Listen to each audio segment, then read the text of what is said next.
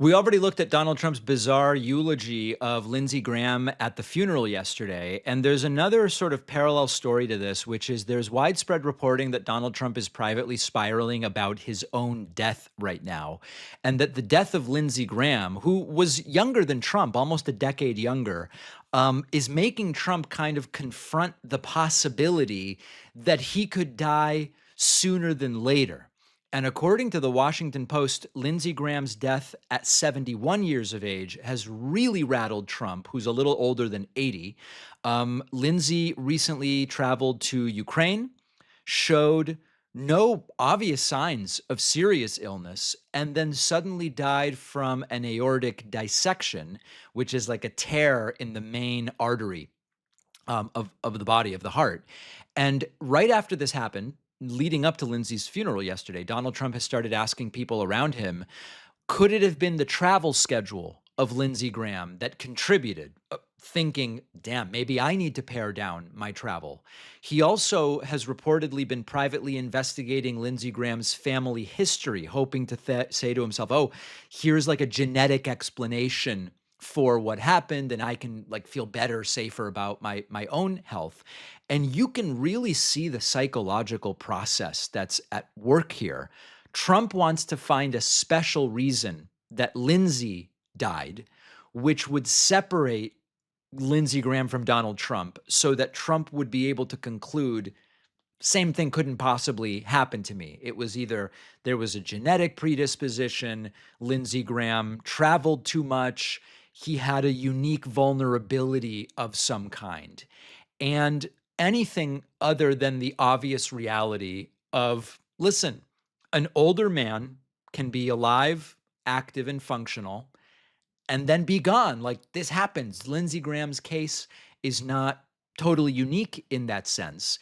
And reporting is that Donald Trump has been completely shaken while talking about Lindsey Graham. He's a tough one to lose. He was great. I just can't believe it. Now, there's another aspect to this, which is that Donald Trump knows that Iran would love to kill him if they were able to do it. He's talked about that a lot. Donald Trump has talked about his own mortality in the context of whether he's going to heaven or hell increasingly. And by the way, he's mostly saying he thinks it would probably be hell, or at least potentially. And he has also talked about the assassination attempts against him and has kind of said, listen, I got lucky, but you don't get lucky indefinitely. It may not happening. It may not always happen that way. I don't think that grief and considering your own mortality when a friend dies are completely normal reactions. And what's interesting about the report is that Trump has spent his public life constructing this image of invincibility, and that seems to have been penetrated. That seems to be breaking right now. The endless bragging about how strong he is and his stamina, he doesn't need much sleep, he's got perfect health. He has treated aging as like a weakness. If you're weak, you age, but I'm not weak, therefore I don't. And he talks about his cognitive tests as proof that he's a genius. And despite, by the way, having many signs of being impaired, he talks about his physical exams as demonstrating that his biological age is much younger than his actual chronological age of 80 years.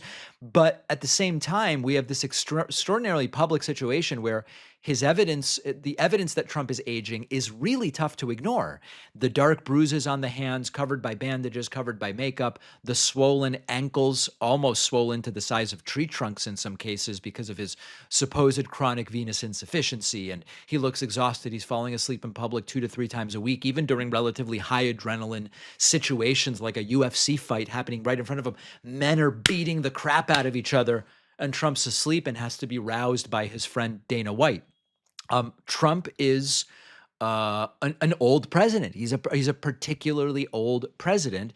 And so I kind of understand what is going on with him. The way it's manifesting is not okay. It's manifesting with Trump thinking of legacy and wanting to accumulate territory. Can we get Venezuela? Can we get Greenland? What could we take Cuba? He wants to put his name on stuff that he has no legal business putting his name on, whether it's the Kennedy Center or various government buildings. He wants to be put on Mount Rushmore. He wants an arch. He wants statues. Basically, he wants the United States remodeled around his aesthetic of gold on everything and his name, so that when he's gone, it won't just be a matter of some executive orders to undo what he did. It will be he is physically manifesting in the structural space of the country. There was an interesting comment from political commentator David Rothkopf, who said Trump is hearing the footsteps of the Grim Reaper, which sounds very dramatic, but you do get this sense that Trump is sort of running and seeing what can I throw my name on as I run away from the Grim Reaper. And when Trump recently said, I hope to make it, but I doubt I will, to be honest, it's an assessment that there may be more to these fears and concerns from Trump. The heaven talk and the monuments and the health bragging and all of it. Trump knows he's 80. He can see the bruises, he can see the swelling, and he knows he's exhausted. My concern, there's lots of people who are 80. There's lots of people considering their own mortality. That's not really unique. My concern is when authoritarians come to confront their mortality, they often behave very erratically and become more authoritarian and do even more outrageous things. And we see that with Trump. Trump seems unable right now to talk himself out of the reality that he could be the next one after Lindsey. It could be any day. It doesn't have to be a dramatic assassination from Iran, although he says he's afraid of that. What we need are systems that will prevent this guy from just wrecking everything on the way out. And speaking of considering your own mortality, the Mitch McConnell situation certainly isn't helping, and we should talk about that here a little bit as well. Appreciate you watching. Stick around for this next video, and don't forget to hit subscribe so you actually see our uploads. You can also catch the full podcast on Spotify and Apple Podcasts.